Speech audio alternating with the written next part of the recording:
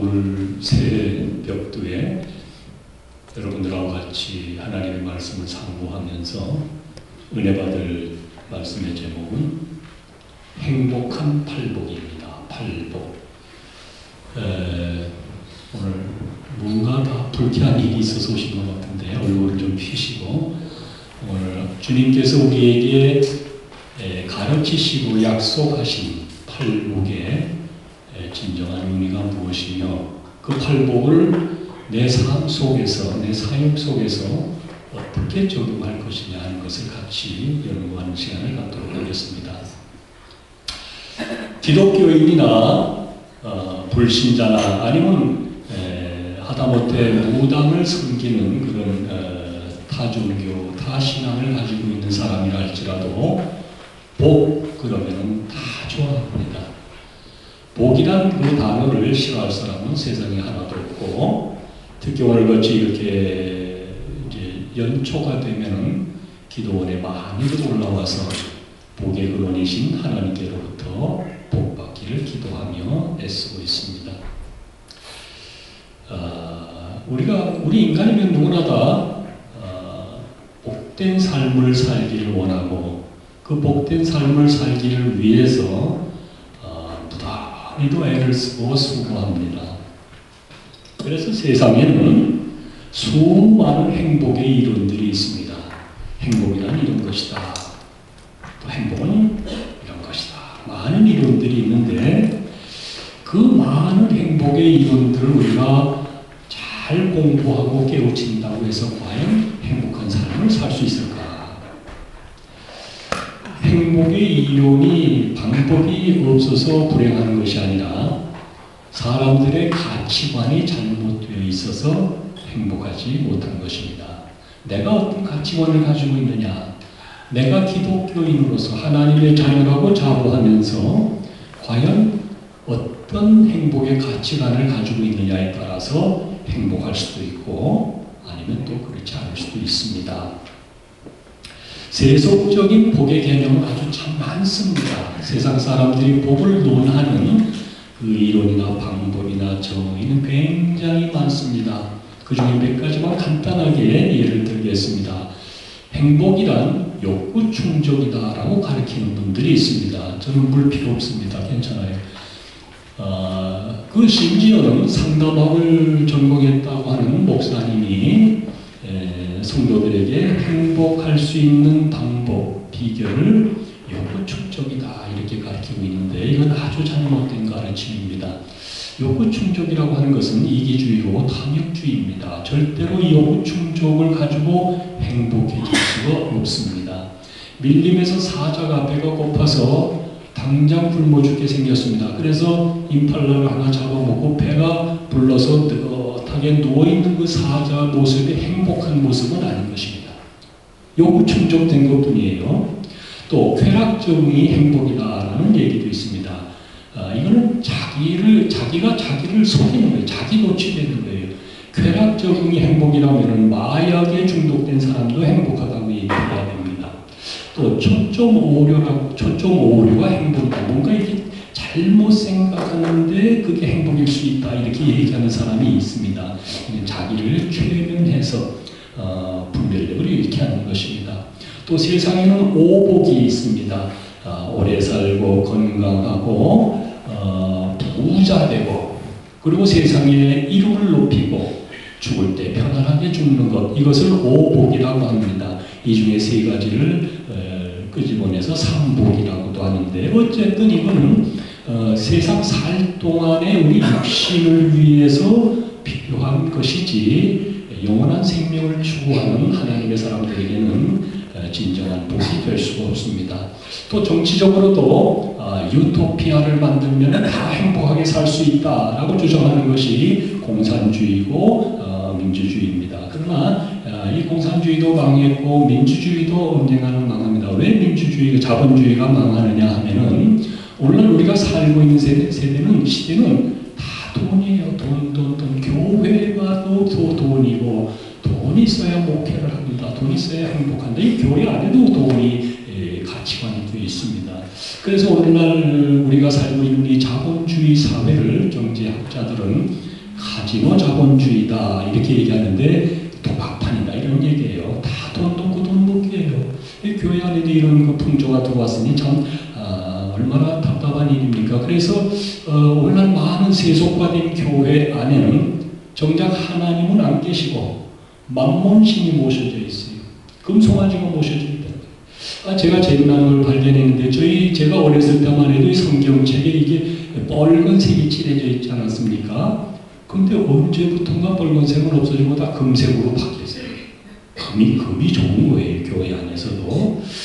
자, 이렇게 우리의 가치관이 이렇게 바뀌고 있는데 교회 안에도 세속적인 가치관이 들어와서 그게 곧 진리인 것처럼, 그게 곧 하나님의 약속인 것처럼 착각하고 살고 있다. 세속적인 복이 필요가 없다는 게 아닙니다. 우리가 살고 있는 동안에 세상에서의 복도 누려야 되는데 세상에서의 복은 밥상까지입니다. 수저 놓으면 끝이에요. 그런데 사람들은 그 복을 위해서 전 세계를 건단 말이에요. 한 번밖에 없는 생애를 밥상에 밥 잘 먹는 거에다가 목숨을 걸고 있다 이런 얘기. 시편 73편 17절에 보면 하나님의 성소에 들어갈 때야 저희의 결국을 내가 깨달았나이다. 하나님 앞에 가서 봐야 이 세상에서 살았을 때 잘 살았는지 잘못 살았는지 그때 가야 비로소 깨닫는다는 거예요. 이 세상에 살고 있을 때는 다 자기가 잘난 줄 알고 잘 사는 줄 착각하고 있어요. 이 세상에서 돈 많이 벌어서 행복해질 가능성과 하나님 진리 안에서 행복할 가능성, 이 두 가지 중에 하나를 택해야 돼요.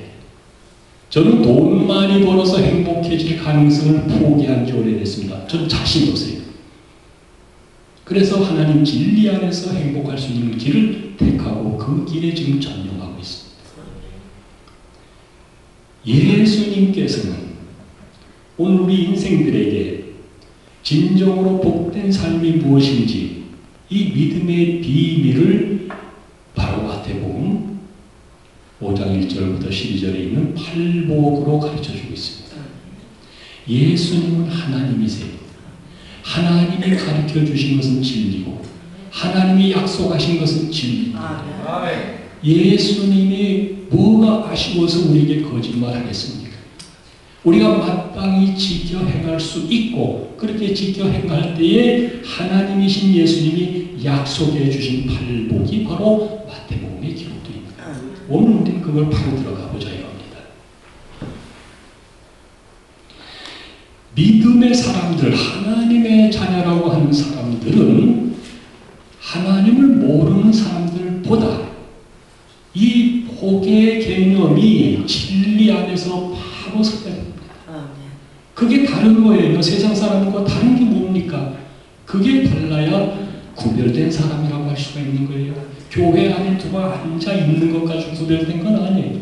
교회 안에 들어와 앉아 있어도 우상을 섬기고 금송아지를 섬긴 데는 절대 구별된 사람이 아닙니다. 이것이 제대로 가치관이 영적인 가치관, 진리의 가치관이 바로 서 있지 못하기 때문에 교회당에 앉아 있어도 갈등하고 의심되고 괴로운 거예요. 딴 생각만 하는 거예요. 카드를 어떻게 막을 건가, 돈 고준 걸 언제 받을까, 이런 생각만 하는 거예요. 복이라고 해서 다 같은 복이 아닙니다. 세상에는 복이 엄청나게 많아요. 그 많은 복들이 다 같은 복이 아니에요. 주님도 우리에게 복을 가르쳐주고 계시지 않습니까? 8가지를 이렇게 요약해서 가르쳐주고 계십니다만은 그건 주님의 복과 세상의 복은 같은 복이 아니에요. 예를 들어서 마약도 약입니다. 그거 보약이라고 먹으면 안 돼요. 농약도 약이에요. 그거 몸에 좋다고 마시는 사람 세상에 하나도 없습니다. 세상의 복은 농약처럼 마약처럼 영혼을 병들게 하고 죽게 하는 복이 많단 말이에요. 그걸 분별해야 돼요. 이런 것을 분별하지 못하고 우왕좌왕하고 갈등하고 회의하게 되면 갈등이 생긴다고 하는 것은 이 사람이 하나님의 자녀가 되고서도 믿음 진리 안에 바로 서지 못하고 이게 진리인지 아닌지 갈등하고 의심하게 되면 사단에게 마음문을 열어주는 꼴이 되는 거예요. 갈등하면 사단을 초청한 꼴이 됩니다. 어서 오십시오. 복이라고 해서 다 같은 복이 아닙니다. 어떤 복을 우리가 추구하느냐, 그 복 속에서 진정한 행복된 삶을 사는 방법이 뭐냐 하는 것을 잘 분별하고 자기 자신에게 적용해야 됩니다. 사람들이 자살하는 것은 자기가 행복할 가능성이 좌절됐다, 소망이 없다라고 단정 지을 때 자살하는 겁니다. 믿음이 없는 사람이죠. 복의 근원 되시는 하나님, 이걸 우리가 모르는 기독교인이 어디 있겠습니까? 하나님은 복의 근원이 되신다, 만복의 근원이 되신다, 이걸 모르는 사람은 하나도 없습니다만은 그 복을 자기 자신에게 삶의 사역에 적용시키는 사람은 그리 많지 않다. 그러니까 생각 따로, 마음 따로, 자기의 삶 따로 되는 것입니다. 대부분의 사람들은 자기가 자기 자신을 속이는 것조차도 모르면서 자기를 속이고, 더 나아가서는 하나님까지도 속여요. 그러면서 이 속에 탐심을 가지고 사단과 손을 잡게 됩니다. 사단은 우리에게 눈에 보이게 머리에 뿔 나고 목꼬리가 긴 그런 흉측한 모습으로 나타나지 않습니다. 사단은 아주 달콤하고 정말 우리를 행복하게 해줄 수 있는 그런 거짓된 광명의 천사로 위장해서 나타나는데, 그 방법이 바로 탐심이에요. 욕심을 갖지 않는단 말이에요. 그러니까는 이것이 사단의 미끼인지 하나님의 진리인지를 분별할 수 있는 영적인 눈이 떠야 된다는 거예요. 그게 떠 있지 않으면 사단의 미끼를 덥석 물고 결국에는 사단의 종이 된다는 말입니다. 처참하게 끌려다니는. 복의 근원 되시는 하나님께서 나를 하나님의 상속자로 삼으시고 이 땅에서 정말 참되고 귀하고 가치 있는 삶을 살 수 있게 해 주셨음에도 불구하고, 그것을 약속했음에도 불구하고 그 길에 서지 못하는 것은 좌로나 우로 치우치고 자꾸 실족하기 때문인 것입니다. 우리가 바울 사도에게서 아주 귀한 교훈을 받을 수가 있습니다. 바울 사도가 이렇게 고백했지 않습니까? 내가 어떤 형편에 처하든지 자족하기를 배웠다. 돈이 많이 있어서 떵떵거리고 내가 만족스럽다가 아니라 어떠한 형편에 처하든지 내가 자족하는 방법을 배웠다. 이게 믿음의 비밀이에요. 그러면서 구체적으로 또 설명하고 있습니다. 내가 배고픔과 풍부함과 궁핍에도 일체의 비결을 배웠다. 믿음의 비밀을 가진 사람은 많고 적음에 구애받지 않습니다. 그 안에 진리의 말씀, 지혜의 능력을 가지고 있기 때문에 바울 사도의 고백처럼 내게 능력 주시는 자 안에서 내가 모든 것을 할 수 있다. 할 수 있는데 내가 절제하고 안 하는 것과 할 줄 몰라서 못하는 것과는 굉장히 차이가 있습니다. 하나님의 사람들은 하나님의 진리 안에서 모든 것을 다 할 수 있지만은 이게 진리가 아니고 하나님의 뜻이 아니기 때문에 내가 나를 다스려 절제하고 안 하는 것, 그게 지혜로운 사람이에요. 못하는 것하고 다릅니다. 이것이 바로 믿음의 능력입니다. 우리가 자족한다고 하는 것은 끼니 간데 없어가지고 어쩔 수 없어서 그냥 참는 게 아니라 할 수 있음에도 불구하고 사단과 타협하지 않고 족한 줄로 알고 자족하는 것이지, 죽지 못해서 내가 이게 팔자가 사나워서 이렇게밖에 살 수 없다 하고 자기를 포기하고 하나님을 망령되이 일컫는 것이 아니라 자족할 줄 안다는 것은 지혜의 능력, 믿음의 지혜고 믿음의 능력인 것입니다. 그런 사람이 이 세상을 살 때에 사단 앞에서도 당당할 수가 있습니다. 세속적인 복을 더 채우려고 아기다툼하면서 사는 것, 이것은 하나님의 자녀의 모습이 아닙니다. 철저히 비우는 것, 이것이 지혜로운 하나님의 자녀의 삶입니다. 세속적인 복의 가치관으로 보면은 여러분 한번 잘 살펴보세요. 세상 사람들이 이게 복이다 성공이다 하는 그 가치관으로 예수님을 보시고 제자들을 보시고 바울 사도를 보시고 믿음의 선진들을 보세요. 세속적인 잣대로 보면 이 사람들만큼 박복하고 무능하고 모자란 사람들 없어요. 그렇지 않습니까? 예수님은 두보로 머리 들 것도 없다고 했어요.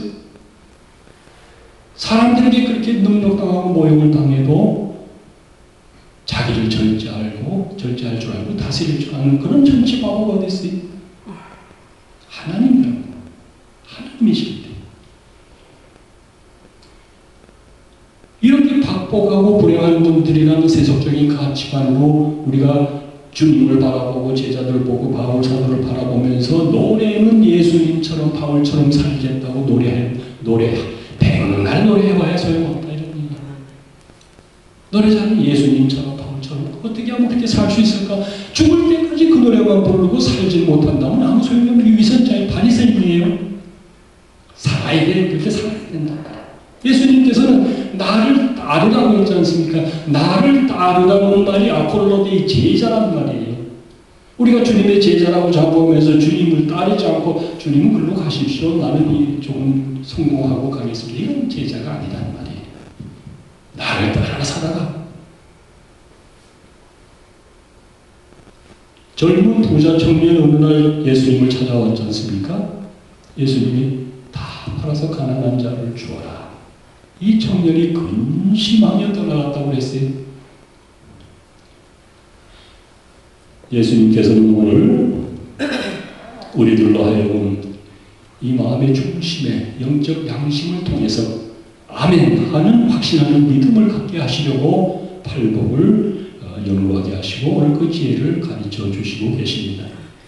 성경적인 복의 개념은 세속적인 복의 개념과 다릅니다.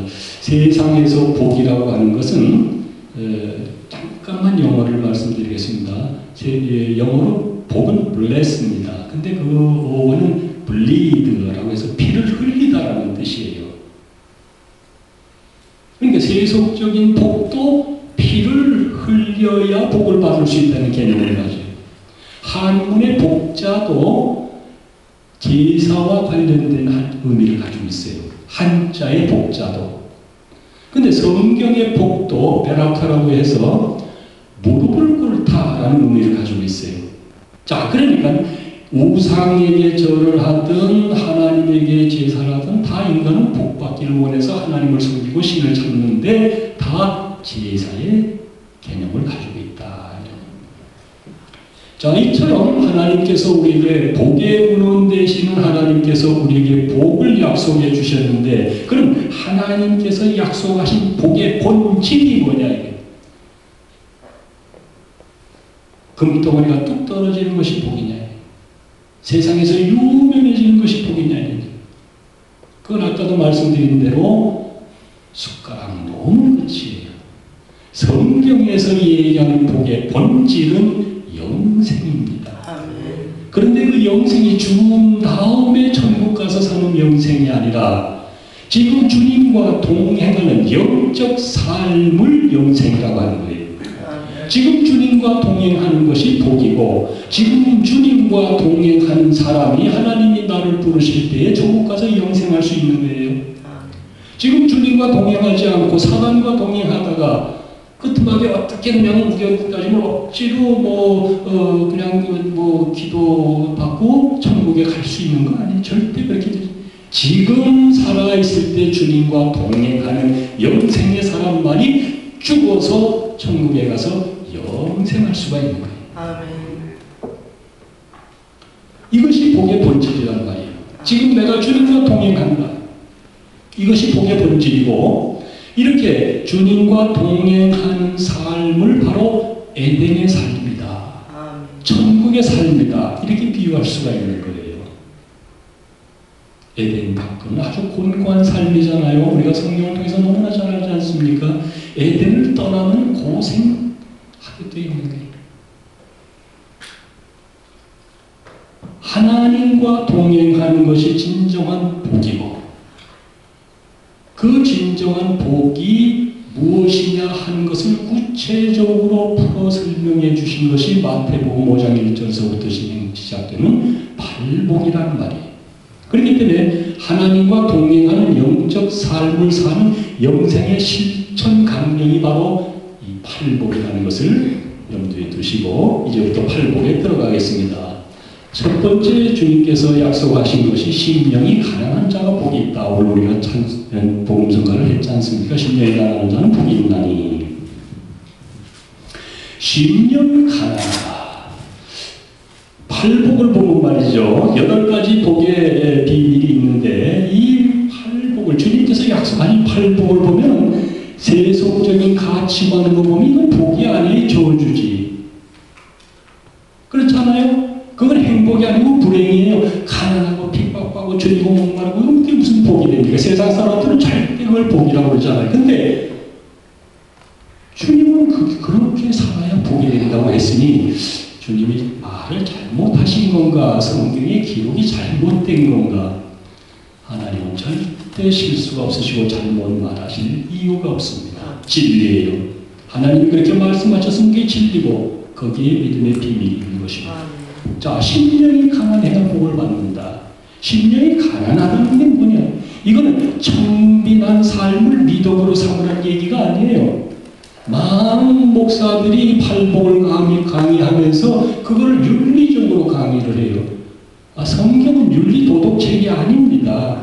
생명의 책이지. 이 안에서 생명을 끄집어내야 되는데 이걸 무슨 청빈하게 살아가. 절대 청빈하게 살아가는 말이 아닙니다. 심령이 가난해야 복을 받는다는 이 주님의 약속, 주님의 말씀 안에는 어떤 생명의 의미가 있느냐? 비움의 지혜가 있는 겁니다. 비움의 미학이에요. 즉 집착을 버리라는 겁니다. 인간의 모든 불행이나 다툼이나 번민이나 자살 이런 모든 것들은 집착 때문에 만들어지는 거예요. 집착은 아주 무서운 병입니다. 이 집착을 버리는 것이 심령이 가난해지는 겁니다. 심령이 가난하다 하는 것은 집착을 버리고 마음을 비우라는 얘기예요. 비우면 사람들은 비워야 돼, 내는 와야 돼, 죽어야 돼 하는 얘기는 참 많이 하는데 그걸 자기에게 적용을 못 시키니까 답답한 거예요. 이제 그 방법을 나중에 말씀드리겠습니다만은 비운다는 것은 뭐냐? 사람들은 비운다고 얘기할 때 대개 그걸 손해로 생각해요.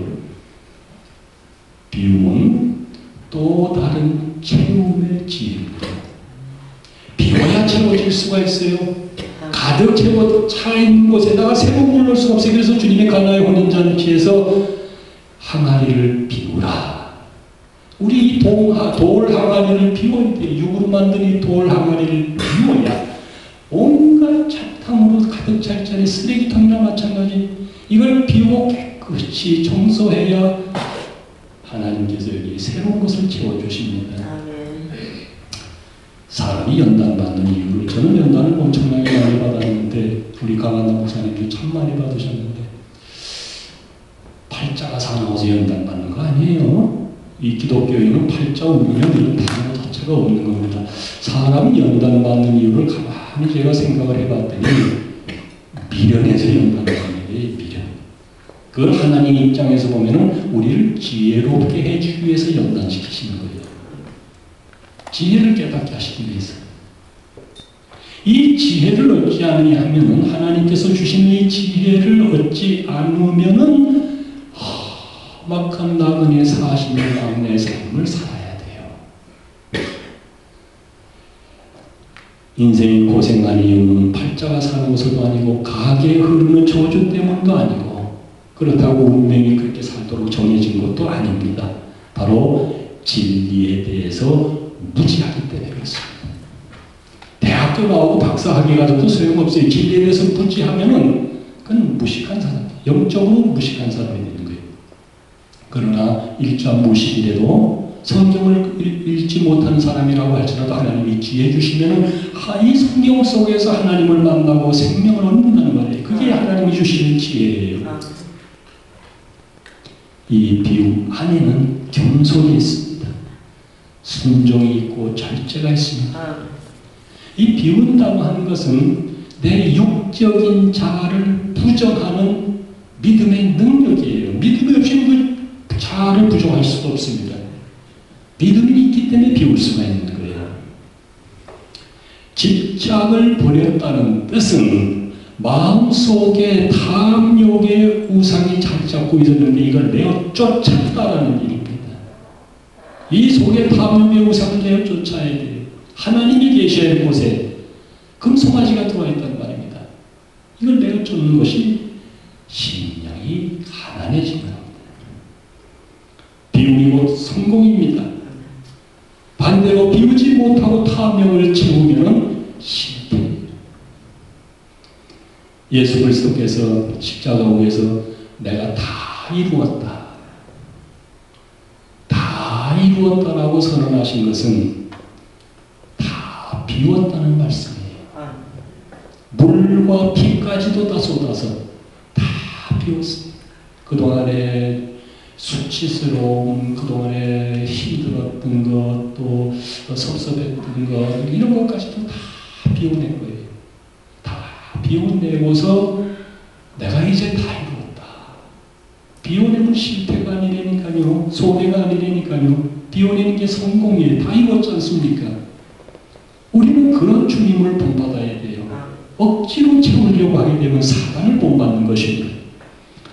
예수님께서 내가 다 비우고 나서 다 이루었다라고 선언하신 것, 이것이 바로 하나님의 긍휼의 비움이고 자궁의 비움입니다. 제 딸이 이제 아이를 가졌는데 때가 되면 해산을 해야 돼요. 그런데 1년 지나 2년 지나 3년 지나도 이게 해산이 안 되면 이건 큰 고민입니다. 비워내야 돼. 자궁을 비워내면 새 생명이 나오잖아요. 우리가 심령이 가난하다고 하는 것은 우리 속에 금송아지를 내어 쫓는 것이지만은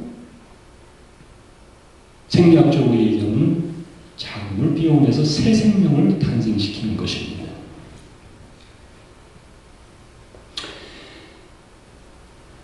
기독교인이라고 하면서 잘 비우지 못하게 되면 그 사람이 바로 바리새인이고 실패자가 되는 것입니다. 기독교인과 기독인은 다릅니다. 기독교인은 종교인이고 기독인은 거듭난 새 생명인 것입니다. 이렇게 잘 비워내지 못하게 되면 종교인은 될 수 있는데 기독인은 되기가 어렵습니다. 모세가 40년 광야에서 80세가 될 때까지 40년 동안 광야에서 정말 바보가 다 된 생활을 했어요. 이 모세가 누굽니까? 애굽이라고 하는 그 당시 최대 강대국 문화의 본산지 애굽에서 왕자로 교육을 받았단 말입니다. 오늘날 말하자면 미국보다도 더 강대한 그런 나라에 미국의 대통령, 다음에 대통령 될 사람은 양육을 받은 사람이에요. 다 엄청난 교육을 받았습니다. 똑똑하죠, 말 잘하죠, 실력 있고 능력 있는 사람이에요. 왕자로 교육받았으니까.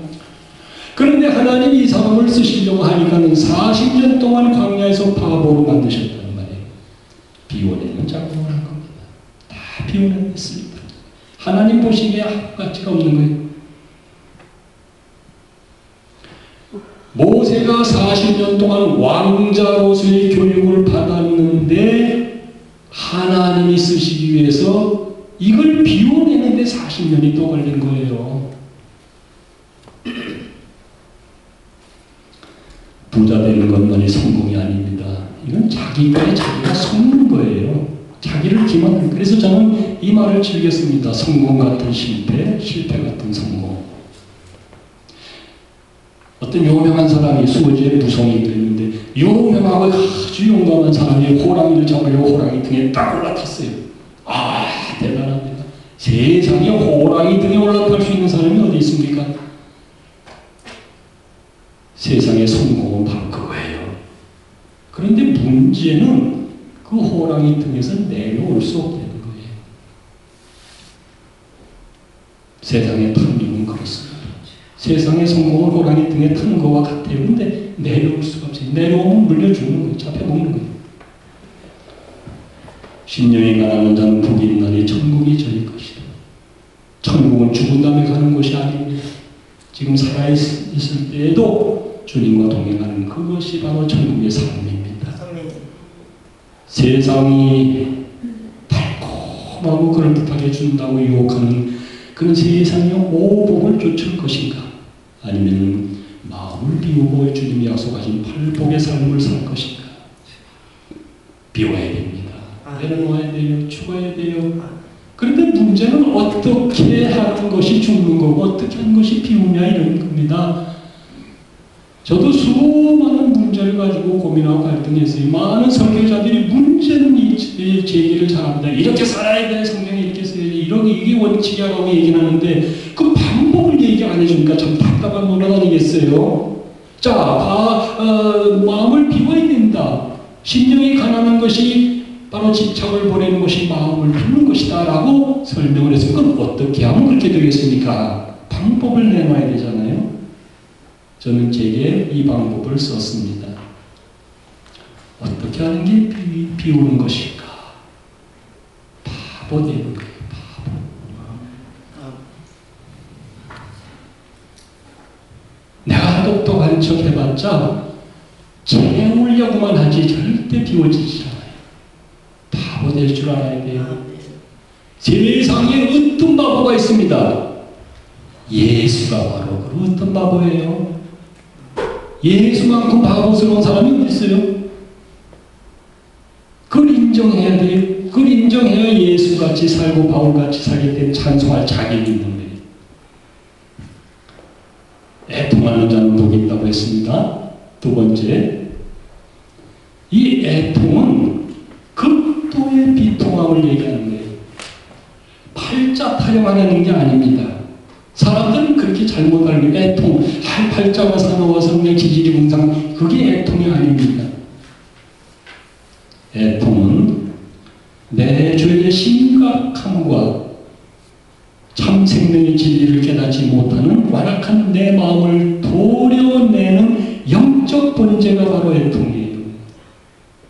내 이 자아를, 내 이 교만을, 내 이 탐욕을 번제로 드리는 것이 바로 애통이에요. 번제가 뭡니까? 각을 떠서 피를 흘리고 불 태워서 드리는 제사가 번제 아닙니까? 내 육적 자아, 탐욕, 교만, 불신앙 이거를 번제로 드리라는 겁니다. 애통은 완악한 내 마음의 완악해진 마음의 가죽을 무두질하는 얘기예요. 무두질이 뭐냐면 옛날에 가죽을 다루는 직업이 천박한 직업이 갓밭이라고 해요. 갓밭이. 가죽쟁이죠. 무두쟁이죠. 이 갓밭이가 짐승의 껍데기를 벗겨내서 가죽을 만들기까지 엄청난 수고와 노력이 들어갑니다. 석회물에 담갔다 염장질 넣었다가 기름을 뺐다가 하는 걸 수십 번 반복해야 돼. 그 과정에서 이 가죽이 썩는 냄새가 이 보통이 아니에요. 그걸 전부 그 일을 해내는 직업이 갓밭인데 그래서 그 갓밭이를 제일 천박한 직업으로 사람 취급도 안 했어요. 사람이 한 일이 아니에요. 지옥에 가서나 해야 될 일이 바로 갓밭의 가죽 무두질인데 애통해야 복이 있다고 하는 주님의 말씀은 바로 내 자신이 갓밭이가 돼서 그 천박한 갓밭이가 돼서 내 이 완악한 마음, 교만한 마음, 불신앙, 탐욕의 마음의 가죽을 벗겨내서 무두질하라는 얘기예요. 거기에 고통이 있는 거예요. 그게 애통이에요. 팔자타령 아닙니다. 성경이 분명히 그렇게 얘기를 했어요. 너희는 옷을 찢지 말고 마음을 찢으라. 값어치가 되려는 얘기예요. 이것이 영적 번제이고 이것이 살려내는 제사입니다. 의에 거룩한 산 제사를 드리라. 의에 거룩한 살리는 제사를 드려야 된다. 이것이 너희가 드릴 영적 예배이라. 형식적인 예배 백날 드려야 소용없습니다. 정성으로 따지면 무당이 너 정성이 지극해요. 정성으로 드리는 얘기는 살려내는 영적 예배를 드리라. 그러기 위해서는 내 완악한 마음을 도려내는 갓바치의 작업이 있어야 돼요. 위대한 다윗도 그렇게 애통을 했고 바울 사도도 애통을 했고 믿음의 선진들이 다 그렇게 자기의 완악한 자아의 가죽을 벗겨내는 그런 무드질의 애통함이 있었습니다. 이렇게 자기의 비통함은 그런 천박해지고 아주 지옥에서나 해야 될 이런 입장에서 그 자기의 가죽을 벗겨내는 문제를 드러내는 그 사람을 향해서 하나님은 그래 이제 내가 너를 의롭다 하나 라고 인정을 해주시는 거예요. 이게 바로 의의 거룩한 산제사, 살리는 제사, 즉 영적 예배인 것입니다. 여호와는 마음이 상한 자에게 가까이 하시고 중심에 통회하는 자를 구원하시는도다. 이게 팔자타령 아니잖아요. 이 말씀은 애통하는 얘기예요. 육적 자아를 벗겨내는 얘기, 번제 드리라는 얘기입니다. 이러한 애통하는 자에게 하나님께서 복을 주시는데 그 복이 뭐냐? 돈벼락이 떨어지는 게 아니에요. 이런 애통하는 자에게 하나님께서는 위로의 복을 주십니다. 이 위로는 그냥 립 서비스가 아니에요. 인사치레로 하는 게 아니라 하나님께서 나를 위로하실 때 의의 거룩한 산제사를 드리는 나에게 하나님께서 위로를 주실 때 그 위로는 어떤 위로냐 하면 나를 끌어안으시고 내 마음에 아파도다 하시는 위로라는 거예요. 하나님이 다윗을 보시고 내 마음에 아파도다. 내 마음에 아파도다 하는 이 말을 좀 영어로 해석을 하면 이런 해석이 됩니다. 내 심장 안으로 끌어들인다.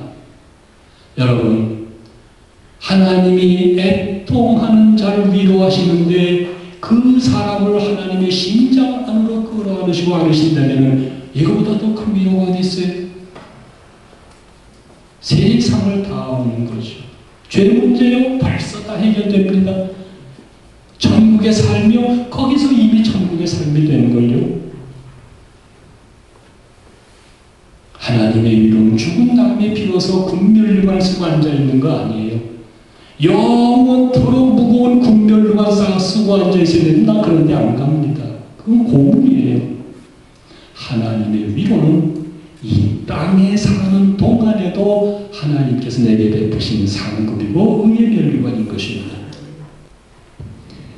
어미가 자식을 위로하는 것 같이 내가 너희를 위로할 것인즉 너희가 예루살렘에서 위로를 받으리니 너희가 이를 보고 마음이 기뻐서 너희의 뼈가 연한 불의 무성함 같으리라.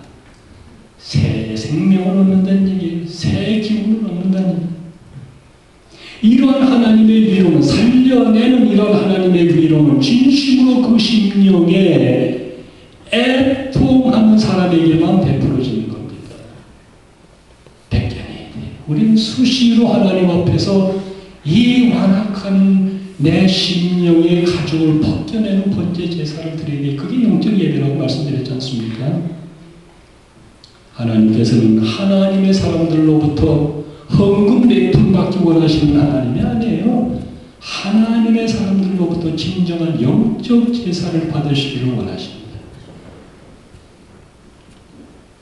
연락하시는 아벨의 제사예요. 그것이 바로 애통입니다. 아벨은 가인과 다른 예배를 드렸는데 아벨은 그거 뭐 곡식이냐 짐승이냐 그게 중요한 게 아니에요. 아벨이 하나님 앞에 첫 제사를 드릴 때에 그 애통함이 있는 거예요. 우리 가족이 어떻게 하든지 다시 에덴으로 돌아가야 되는데 내가 이 짐승을 잡아 주께 피해 번제를 드리니 이 생명으로 우리의 죄를 대신해서 우리를 에덴으로 다시 불러주시옵소서 하는 그 간절한 애통함이 있었던 거예요. 그걸 하나님께서 제물과 제사를 연락하신 겁니다. 이런 애통의 번제 제사가 하나님과 교제가 이루어지는 진정한 영적 예배이고, 이와 같은 이의 거룩한 살제생 영적 예배를 통해서 하나님께로부터 위로의 선물을 받습니다. 애통하는 자는 복이 있나니 저희가 위로를 받을 것이다. 애통은 바로 전인 치유고, 애통은 바로 회복입니다. 온유한 복을 말씀드리고 잠깐 쉬었다 하겠습니다. 하나님께서는 온유한 자에게 복이 있다고 했습니다. 온유하다는 것은 법이 없어도 살 정도로 착하다는 뜻이 아닙니다. 그건 윤리교과서에나 있는 얘기고, 성경에서의 온유는 그런 의미가 아니에요. 주님께서, 하나님께서 온유한 자에게 복이 있다고 가르쳐 주시고 약속하신 그 온유는 우주적으로 넓은 아량을 가지라는 뜻이에요. 우리 기독교인들의 큰 단점 중에 하나가 우주를 초월하신 그 초우주적인 하나님, 창조주 하나님을 믿는다고 하면서 왜 밴댕이 소가지가 되는지 몰라요.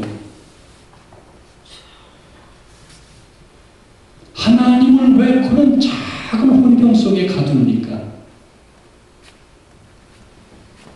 우주를 만드시고 그것을 지금 운영하고 계시는 이 창조주 하나님의 자녀라면은 그 가풍을 따라야 되잖아요.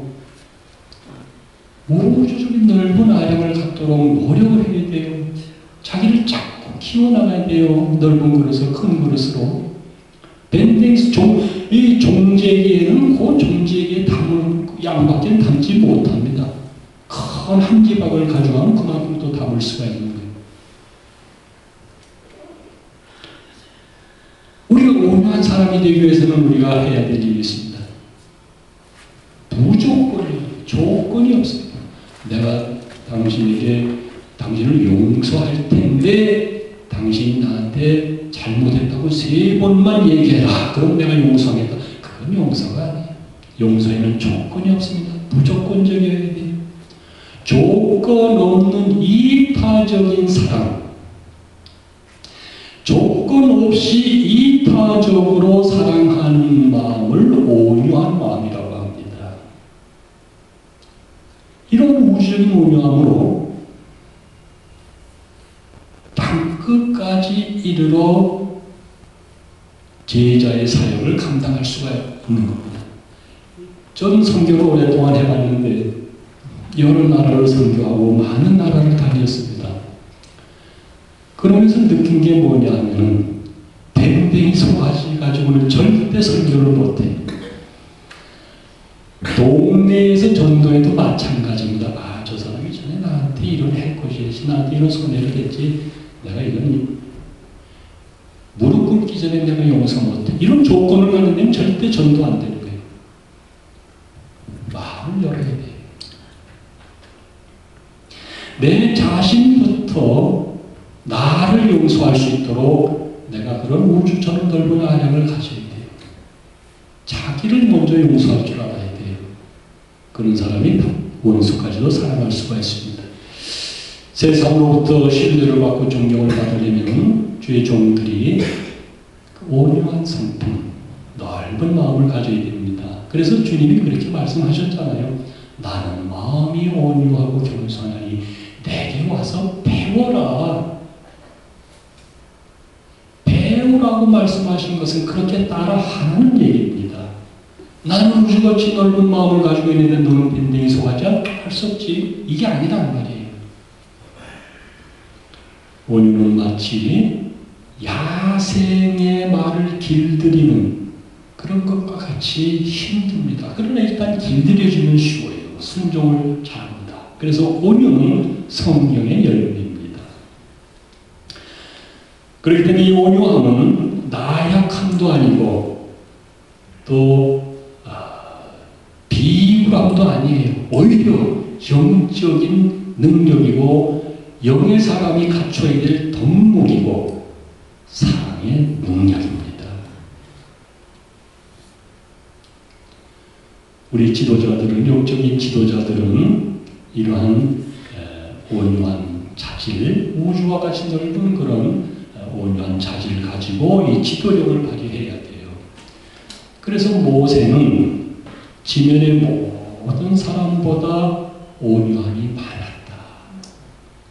40년 광야에서 혹독한 훈련을 받아서 비로소 온유함을 깨달은 거예요. 그러면 우리도 40년 광야에서 혹독한 훈련을 받아야 되느냐? 선배가 그렇게 훈련을 받아서 우리에게 교훈을 남겼으니까 우린 그대로 따라 실천만 하면 돼. 그걸 반복하는 건 바보예요. 저도 바보니까 엄청나게 수십 년 고생을 했습니다만은 비로소 조금씩 깨달아지는 거예요. 하나님은 교만한 자를 물리치시고 겸손한 자에게 은혜를 주신다. 영적 지도자들의 온유함은 많은 사람들을 그리스도의 사람으로 성숙하게 만들 수가 있어요. 지도자가 온유하지 못하면은 그 온유하지 못한 지도자에게 양육받는 사람들은 성숙하지 못해요. 성장할 수가 없어요. 오히려 삐뚤어진 방향으로 발전하게 됩니다.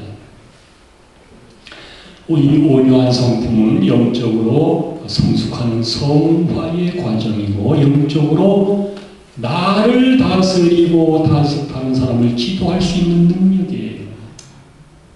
온유한 사람은 지도자의 덕목입니다. 온유한 것은. 그래서 예수님도 세상에 있는 자기 사람들을 사랑하시되 끝까지 사랑했다. 그게 우주적인 온유함을 가지신 주님이기 때문에 그걸 가능한 거예요. 이 온유는 하나님의 긍휼의 사랑과도 맥을 같이 합니다. 이따가 긍휼을 다시 말씀드리겠습니다.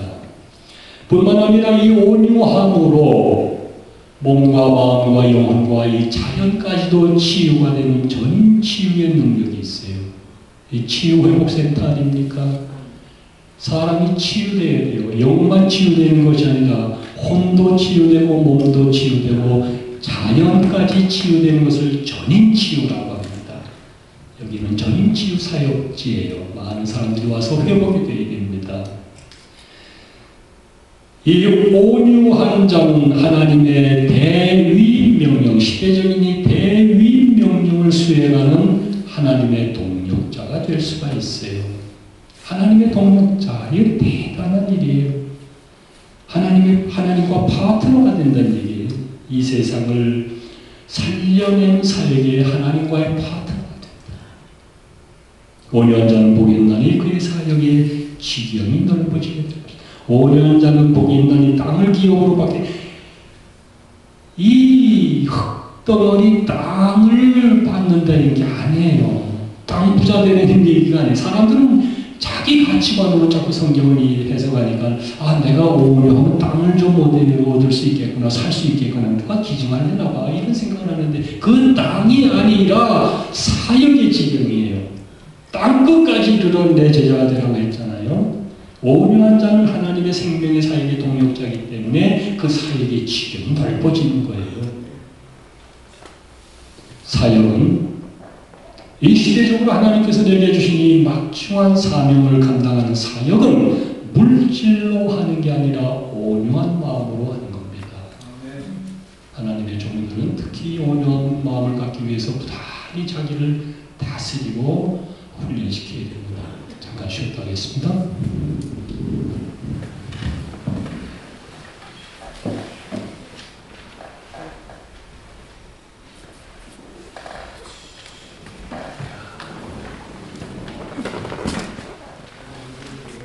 (45분을)